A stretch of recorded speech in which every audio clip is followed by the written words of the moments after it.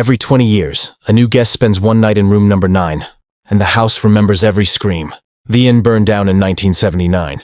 So why did Emily and Jake find the lights still on? It was already close to midnight when the rain began to hammer down on the empty highway cutting through rural Kentucky. The kind of storm that feels alive, pounding the windshield like it wants in, and the kind that makes the darkness thicker than it already is.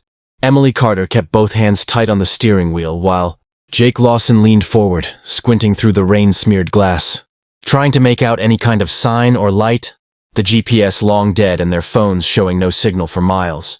They were supposed to be in Nashville hours ago, just a quick stop on their cross-country road trip from Chicago to New Orleans, but the storm had swallowed the road and now the only sound was the endless drumming of water and the occasional crack of thunder. Then, out of the dark, came a flicker, a faint neon glow through the rain. The word Hollow Creek Inn sputtering in red and white. Half the letters dead, the rest buzzing like trapped flies. Jake grinned despite the tension. See? Not every ghost story ends bad, and Emily forced a smile. Too tired to argue as she turned the car toward the gravel path that led up to the old building, sitting crooked at the top of a hill. The inn looked ancient, its wooden sign swinging violently, the 2-story frame leaning under the weight of ivy and time. Lightning lit it for a second, and Emily thought she saw someone standing in one of the upstairs windows. But when the flash was gone, the window was empty again. They hurried inside, shoes soaked, calling out for anyone.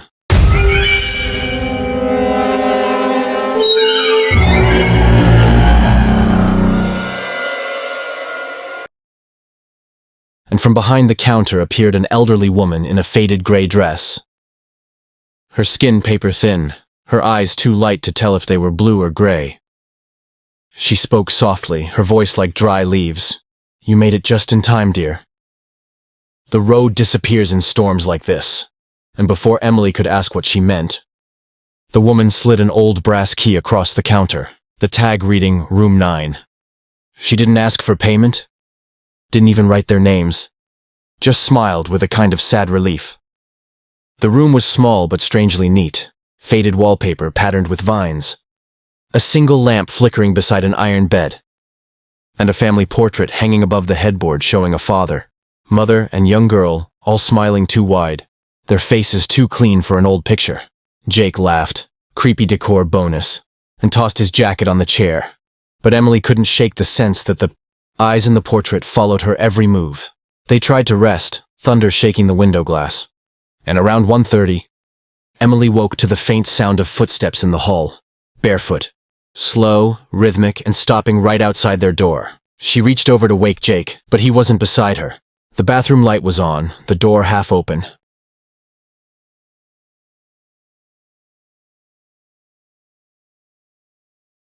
And in the mirror she saw his reflection. Standing there, except the real Jake was behind her, fast asleep. The reflection turned its head toward her and smiled, whispering, "We've been waiting for you, Emily?" Before the bulb inside burst and the room went black. She screamed. Jake jumped awake. And by the time he grabbed the flashlight, the door was locked from the outside. They pounded and shouted, but no one answered. And when Jake tried the window, it wouldn't budge, nailed shut from the outside.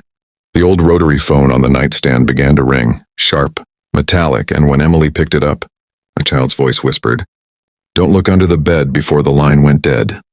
Her breath shaking, she crouched anyway, lifting the blanket, finding 3 old suitcases covered in dust. On each tag, a name was written with the same red ink. Michael and Annette Gray, Room 9, 1979. David Cooper, Room 9, 1996. Mara Jenkins, Room 9, 2012, and under each name, one final word, returned. She jerked back, heart racing. Just as a loud knock came from the bathroom, Jake grabbed the flashlight, opened the door slowly. Nothing inside except the mirror fogged over, and written in the condensation were the words, "Checkout time." The lamp flickered, and for half a second Emily saw 3 figures standing behind. Jake in the reflection, the same family from the portrait, their mouths open but no sound coming out, eyes black and dripping. The power went out completely, plunging them into darkness, and a wet, dragging sound began moving closer across the carpet. Jake grabbed Emily's hand and ran into the hallway, which now looked endless, every door labeled Room 9. They kept running, but the hall twisted, stretched, the floorboards moaning like something breathing under them. Suddenly, Jake stopped. At the far end stood the old woman from the desk, her face calm, her voice steady. "You can't leave yet. The storm's not done with you."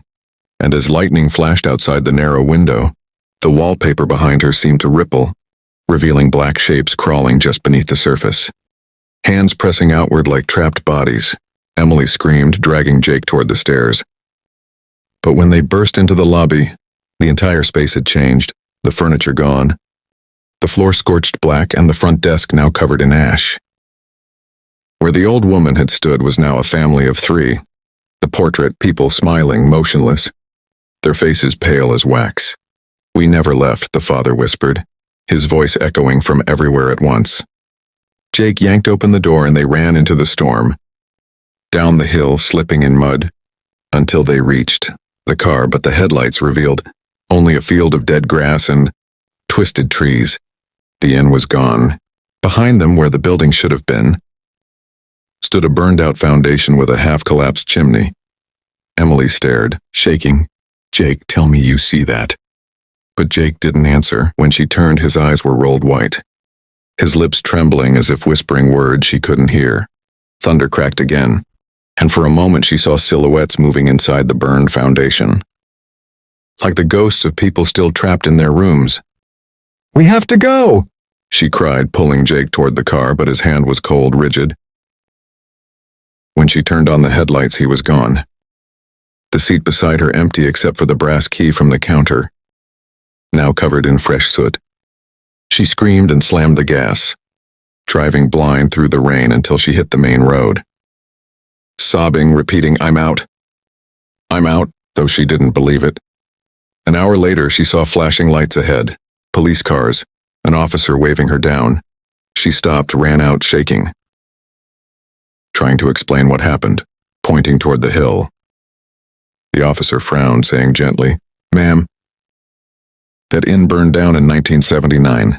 17 dead. You sure you weren't dreaming?" She insisted, describing the woman, the family, the portrait. The officer exchanged glances with another deputy, then opened his notebook. "We've had stories like that before. Every few years, someone claims to stay there. Always Room 9. Emily's skin crawled. She asked if anyone survived the fire, and the officer said no, except one guest who checked in late that night, Emily Carter. The records say she died in the fire.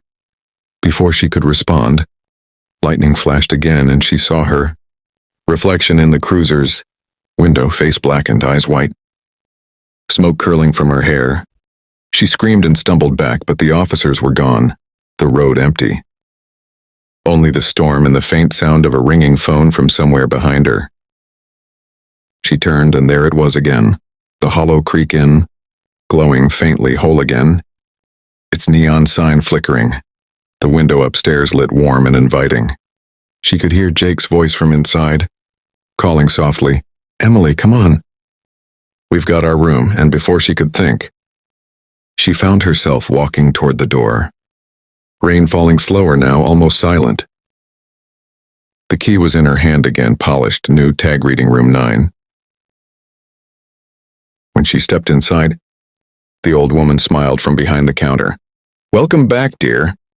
You're right on time." And Emily felt herself smile too, as if she'd been there all along. Outside, the storm vanished. The night calm, and when dawn came, the hill was empty again, only a broken sign half buried in mud reading, Hollow Creek Inn, burned down 1979. Miles away, a highway patrol officer found an abandoned car on the shoulder. Its windshield shattered, the driver's seat, empty except for a brass key, engraved with the number 9 and a note in red ink that said, "Checked out finally." Hello dear viewers, subscribe my channel for more horror videos and horror stories.